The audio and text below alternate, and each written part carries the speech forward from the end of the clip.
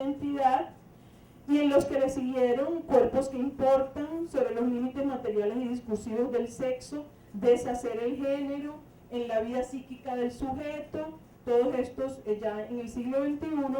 Entre otros, Butler desarrolla una serie de posiciones que llegarán a tener una innegable influencia en una amplia gama de disciplinas, desde la sociología y la antropología hasta la psicología, pasando por la historia, el análisis del discurso y la sociolingüística. En El género en disputa, Butler va a partir de las reflexiones de Gayle Rubin, de las cuales ya hablamos, de su definición del sistema sexo-género, pero reconociendo que esta definición da indicios de que Rubin ve el sexo como una realidad preexistente a la cultura. Recuerden que vimos que Gayle Rubin decía que cada cultura, sobre la realidad biológica del texto, superpone una interpretación simbólica propia de esa cultura específica. O sea, el sexo es el mismo en todas las culturas, pero cada cultura lo interpreta de una manera diferente y le da un sentido sociocultural diferente. Lo que va a hacer Butler, partiendo de Foucault, es decir que el poder genera discursos sobre el sexo y por lo tanto el sexo es construido por la cultura. El gran hallazgo de Butler fue que el género es performativo, esto es una cita, es decir, hablo comillas, que lo que tomamos como una esencia interna de género es manufacturado a través de un conjunto sostenido de actos planteados a través de la estilización generizada de los cuerpos. O sea, nuestra cultura nos propone un repertorio de estilos, de movimiento corporal y de actos de habla. Y nosotros nos insertamos allí y es en esa medida en que nos constituimos como sujetos. No se trata de que usted ya es sujeto y entonces ya usted se inscribe en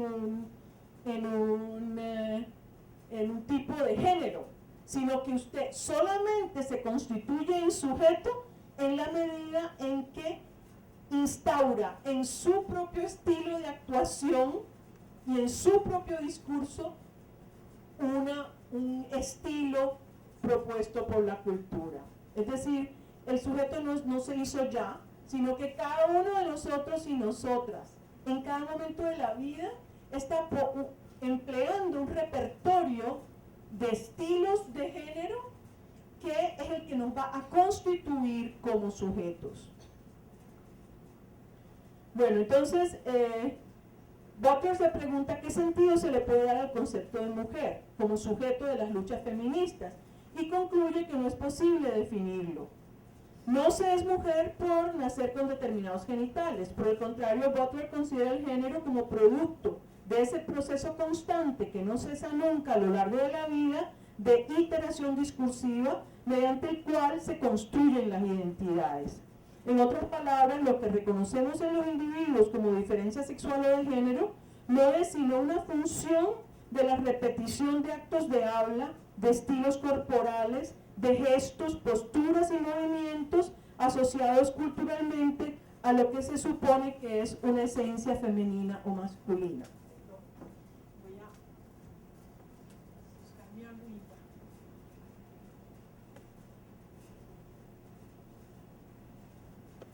Bueno, mediante estos actos que Butler denominó performativos, que quiere decir realizativos, ¿no? Pero también tiene que ver con la actuación, porque performance quiere decir realización, desempeño en inglés, pero también quiere decir actuación escénica. Entonces, uno está siempre en escena, ¿no? Uno está siempre sobre el tablado de un teatro, todo el tiempo en su vida, está representando el papel. Ser mujer es hacer un simulacro de feminidad. Por eso el travesti no es más simulador que las mujeres. Las mujeres estamos también simulando ser femeninas, simulando ser mujeres, y los varones están todo el tiempo simulando ser masculinos.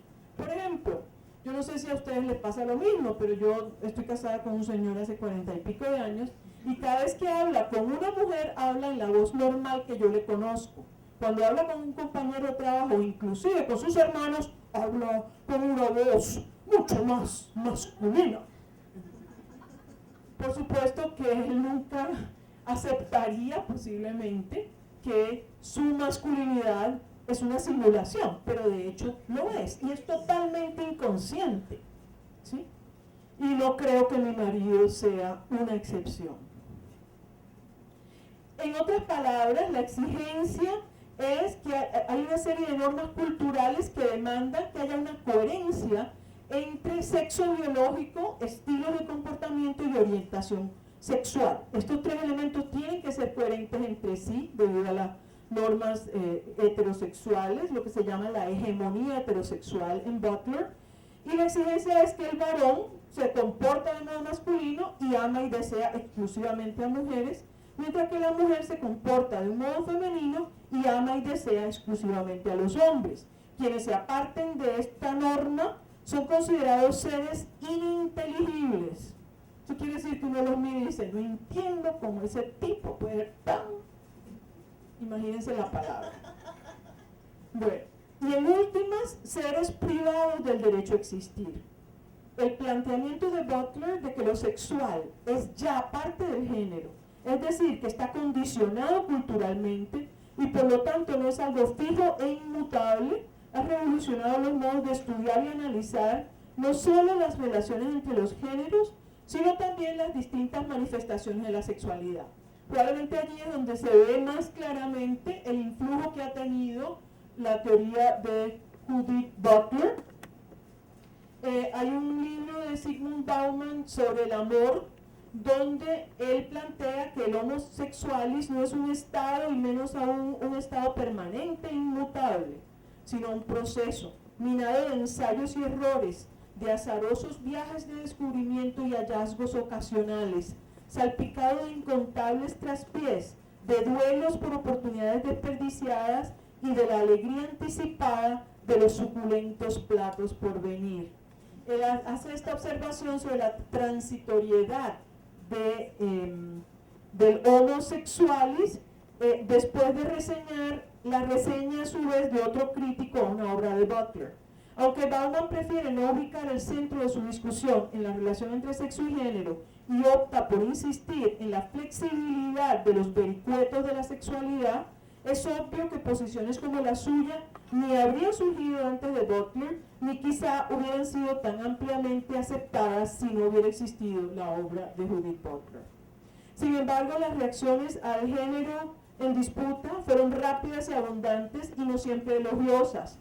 Ante la crítica de que en el género en discurso no se tomaba en cuenta la materialidad del cuerpo, Butler escribió Cuerpos que importan, donde por una parte elaboró una compleja justificación de la construcción del cuerpo mediante el discurso, alegando la materialidad del lenguaje.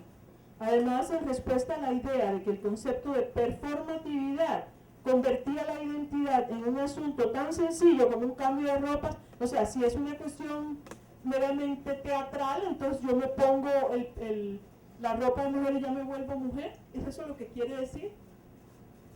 Y así, debido a estas críticas, Butler refinó su formulación.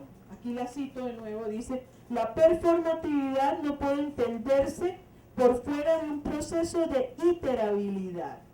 ¿Qué quiere decir? Iterabilidad es una repetición regularizada y coaccionada de las normas. O sea, las normas culturales nos coaccionan, nos regularizan, nos obligan a seguirlas, bajo la amenaza, obviamente, del ostracismo, incluso de la muerte. Por eso matan a los travestis, porque no obedecen las normas. ¿Sí? Bueno, entonces, hay una producción ritualizada, un ritual reiterado bajo coacción, bajo la fuerza de la prohibición y del tabú, y a través de esa prohibición y de ese tabú, y así se impulsa la forma de producción, pero no se le determina de manera total. Por otra parte, entonces, esas amenazas no siempre surten efecto. ¿Qué ocurre? Se pregunta Butler, si, abro comillas, la ley que esgrime la figura espectral de la homosexualidad, ese miedo a que seré yo marica, seré yo lesbiana, la figura espectral de la homosexualidad abyecta como amenaza se vuelve en sí misma un lugar no intencional de erotización. O sea, la prohibición se convierte en fuente de deseo. Y entonces las personas para quienes esto sucede, obviamente a nivel inconsciente, son personas que no encajan dentro de la norma y pueden vivir su deseo de una manera diferente o vivir sus estilos de una manera diferente, lo cual no necesariamente es lo mismo. Puede haber hombres muy masculinos que sin embargo son homosexuales. Un ejemplo es el señor Anderson Cooper, ¿sí? Que pues es una anécdota vergonzosa para mí, pero la voy a narrar. El día que me dijeron que él era homosexual, yo me desilusioné, como si yo alguna vez tuviera esperanza de poder algo con el señor Anderson Cooper, que además tiene aproximadamente 30 años menos que yo. Pero esas son las cosas del inconsciente. Entonces, hay un hombre allí muy viril. ¿Tú conoces a Anderson Cooper de CNN? Es un hombre que siempre está nadando con tiburones, que está siempre amarrado contra una palma en la Florida en medio de un huracán y el viento lo lleva y lo vapulea y él es el machote. Ese señor es homosexual. Y hay casos opuestos, hay varones muy dulces, muy femeninos, que sin embargo aman a mujeres y desean a mujeres. O sea que no hay que confundir las dos cosas. Bueno, en todo caso, el deseo es la clave para entender cómo los sujetos, hombres y mujeres, pueden romper con esos presupuestos imperativos y construir subjetividades que no correspondan al modelo social esperado. Estas posiciones de Butler, aunque planteadas en torno a la sexualidad, pueden servir de base para entender la construcción de la identidad en otros aspectos, en torno a otros ejes. Aunque Butler no lo dice, podemos comprender de modos similares la construcción de identidades colectivas que rompen con la aceptación de la dominación social. Por ejemplo, no solamente el deseo de acceder a lugares vedados por las mujeres, lugares materiales simbólicamente privilegiados, puede impulsar a algunas mujeres a romper los tabús. O sea, el deseo no solamente está en las relaciones de amor y las relaciones románticas, el deseo también está presente en el deseo de las mujeres de poder actuar en el mundo de una manera más libre, de ser libres, de que mujer libre no quiere decir mujer promiscua. Mujer libre, nos decía Simone de Beauvoir, quiere decir la mujer que tiene la libertad de realizar sus potencialidades, ¿sí? Eso es algo que las mujeres, muchas mujeres deseamos fuertemente, y por eso somos feministas. Y las mujeres que no han descubierto ese deseo o se los han hecho perder a lo largo de la vida, pues muchas veces nos odian a las feministas, ¿no?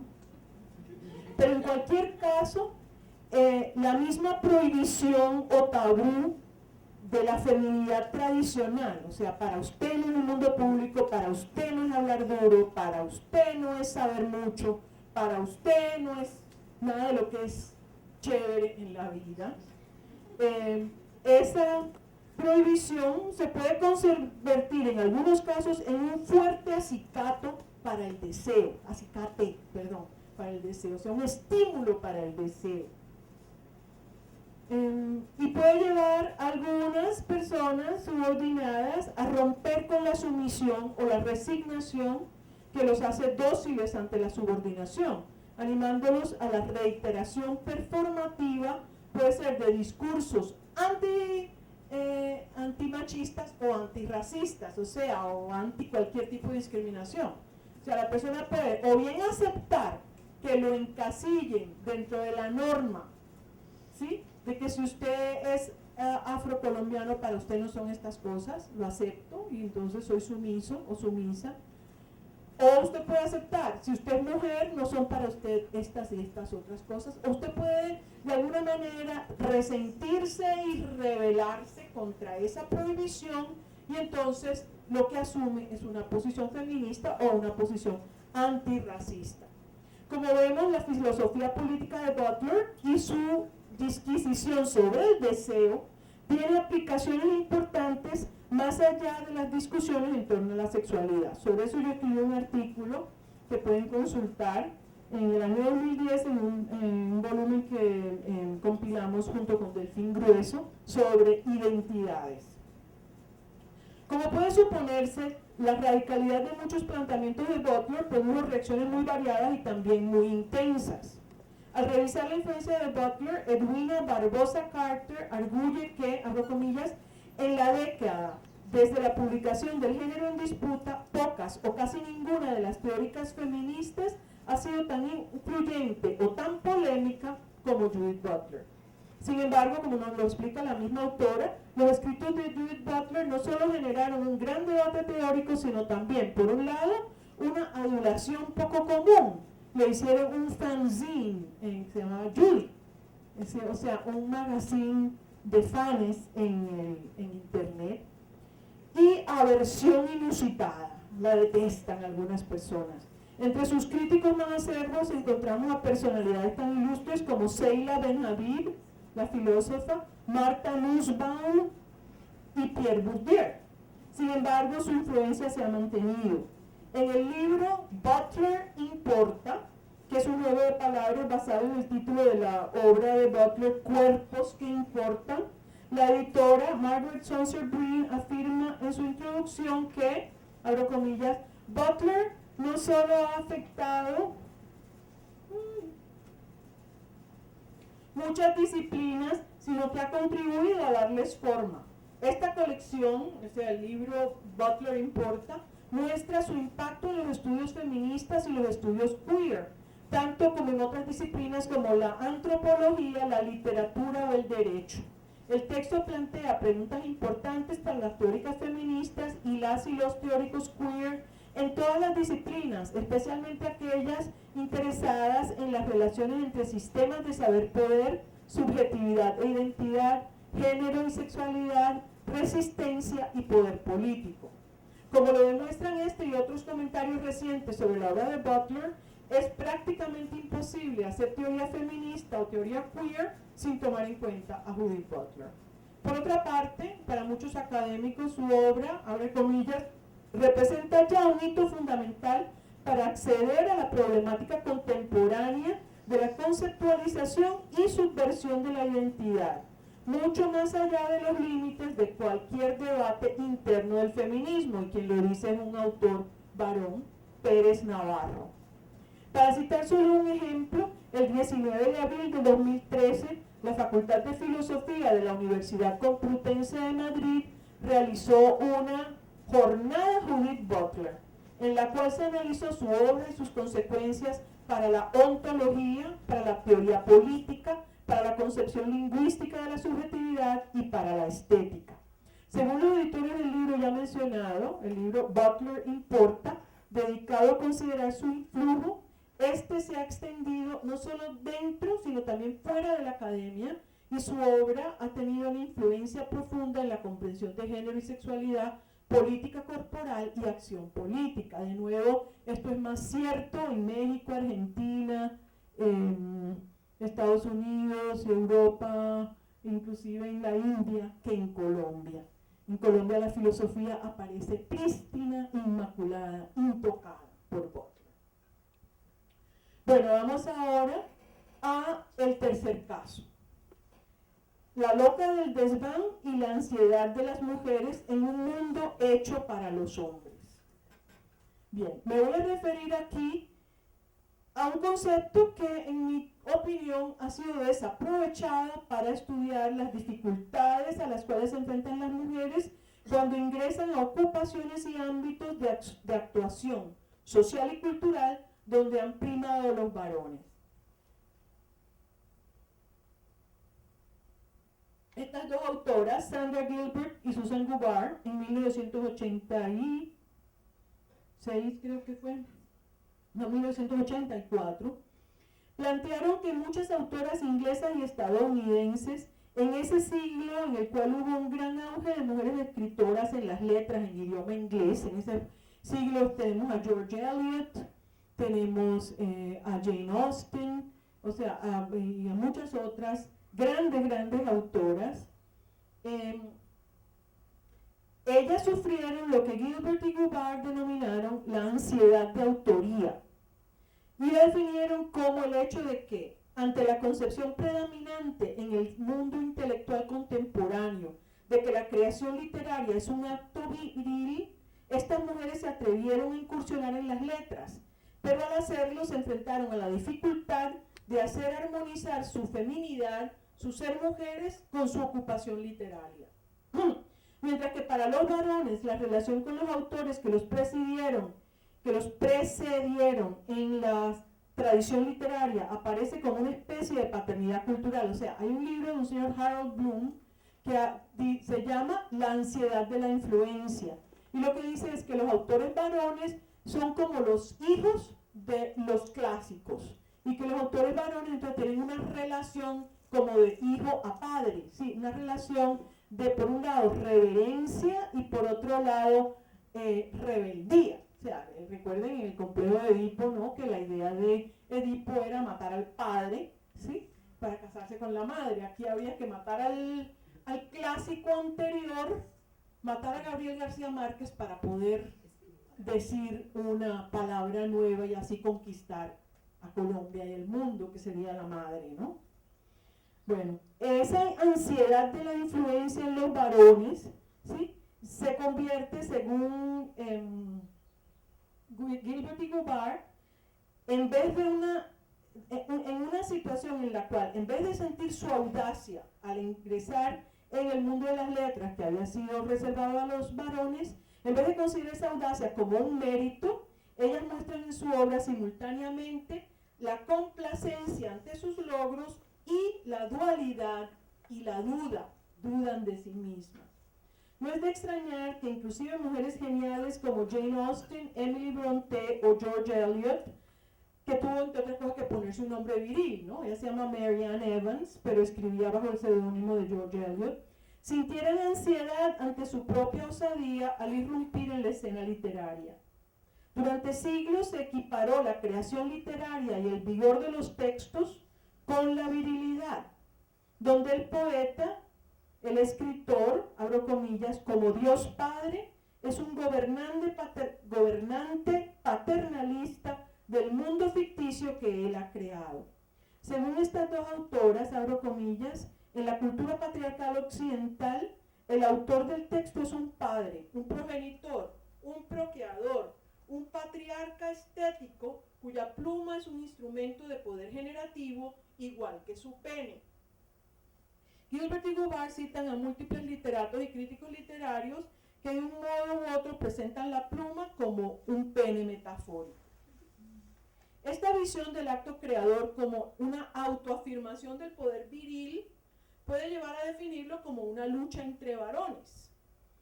Y también tiene que ver con la idea de la lucha contra Dios, o sea, la lucha contra el clásico que nos antecede y contra Dios mismo. Recordemos el libro de Mario Vargas Llosa, Historia de un deicidio, que fue su tesis doctoral en la Universidad Complutense de Madrid sobre la obra de Gabriel García Márquez. Ese libro no se puede consultar, yo lo tenía y se me perdió, alguien me lo llevó. Ese libro no ha sido reeditado porque Vargas Llosa peleó con García Márquez y nunca más dejó que lo reeditaran. Pero por ahí en otros artículos pude rastrear una pequeña cita. Dice Vargas Llosa, escribir novelas es un acto de rebelión contra la realidad, contra Dios, contra la creación de Dios, que es la realidad. Es una tentativa de corrección, cambio o abolición de la realidad real, de su sustitución por la realidad ficticia que el novelista crea. Entonces, el novelista mata a Dios. El novelista es un super hombre, super macho, capaz de matar a Dios. Aquí, como vemos, al novelista se le atribuye una intención de suplantar a Dios, de aniquilarlo, autoerigiéndose en una especie de deidad. Casi 40 años antes, Henry Miller afirmaba algo muy semejante, según lo reporta Anais Nin en su diario en 1935. En cuanto a todo ese disparate del que hablaban Henry y Larry anoche, la necesidad de yo soy Dios para crear, supongo que lo que querían decir era yo soy Dios, no soy una mujer. Este yo soy Dios que hace de la creación un acto de soledad y soberbia, es esta imagen la que ha confundido a la mujer escritora. Y en efecto, como lo intuye Nin, la soberbia de tales pronunciamientos está relacionada con un rechazo a lo femenino, rechazo que algunos autores hacen explícito. En su intento de autodefinirse como pensadores originales, dos grandes poetas norteamericanos como T.S. Eliot y Ezra Pound critican a sus predecesores acusándolos de debilidad femenil. O sea, para ellos crear su propio estilo tenían que matar a los románticos, que eran los que habían venido antes. Dice, el lenguaje se había estancado en el romanticismo, se había convertido en sensiblería, en cuestión propia de mujeres. El lenguaje se había reblandecido y despojado de virilidad. Bueno, siguen una serie de pronunciamientos. Por ejemplo, en México, Julio Jiménez Pineda escribió un artículo en 1924 titulado El afeminamiento de la literatura mexicana, y ese artículo todavía sigue siendo citado en una gran cantidad de textos. En Argentina, Sábato utiliza la idea de Jules Michelet de que hay épocas donde predomina el espíritu femenino, como en la Edad Media, y otras donde prevalece lo viril, como en el mundo moderno, científico y capitalista. En Chile, los chilenos también hablan de la resiedumbre viril y la debilidad femenina al hablar de la literatura. Y todos parecen concordar con Otto Weininger, que en Sexo y Carácter sostiene que la mujer no tiene conciencia propia, sino que la recibe del hombre. Y por eso en ella no son posibles, hablo comillas, la genialidad, o lo que es lo mismo, la originalidad, la individualidad, condiciones especiales para creer, para crear. La genialidad aparece como una especie de masculinidad superior, y en consecuencia la mujer nunca podrá ser genial, cierro comillas. Por otro lado, tan recientemente como 1976, Michel Foucault definía la literatura como transgresión en los siguientes términos. La literatura es la virilidad del lenguaje contra la feminidad del libro. ¡Oh! Michel Foucault, ¿cómo me traicionas así? ¿Dónde deja todo esto a las mujeres? Evidentemente, aquellas que aspiren a escribir, si se atienen a lo que tantos proclaman en su entorno, tienen ante sí una triste alternativa. Deben resignarse a ser exponentes de una capacidad de creación inferior, o, para escapar a este destino, autodefinirse como masculinas. Entonces, yo soy mujer, pero yo escribo como un hombre. Yo soy mujer, pero mi inteligencia es masculina. Si por el contrario se resisten a aceptar los saberes convencionales, tendrán que dedicar una parte importante de su energía psíquica a oponerse a lo que resulta ser un consenso cultural. Las feministas somos aquellas que muchas veces sacrificamos un posible logro en nuestras disciplinas tradicionales para dedicarnos a luchar contra el patriarcalismo. Bueno, no es de extrañar entonces que todas las mujeres que escriben sufran de lo que Gilbert y Goddard designaron como ansiedad de autoría.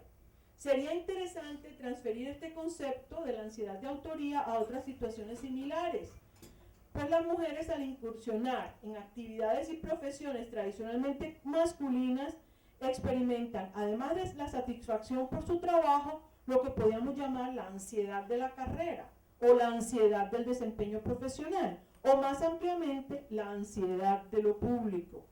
Existen muchos estudios en América Latina que nos hablan de las dificultades de las mujeres que ingresan a profesiones tradicionalmente masculinas. Sin embargo, la mayoría de estos trabajos se concentran en las condiciones objetivas en las que laboran las mujeres. Hay un estudio que se presentó antes de ayer, el miércoles, de Oscar Rosero Sagasti, profesor de esta universidad que acaba de graduarse del doctorado en Humanidades, de a quien yo dirigí, y ese trabajo se distingue por analizar las posturas que las mismas mujeres toman al enfrentarse a un ambiente hostil, indagando por los procesos subjetivos de construcción de la identidad de esas mujeres. Pienso que este nuevo enfoque es el que puede darnos mayores luces sobre el problema. En ese mismo sentido, sugiero que los estudios sobre la participación de las mujeres en el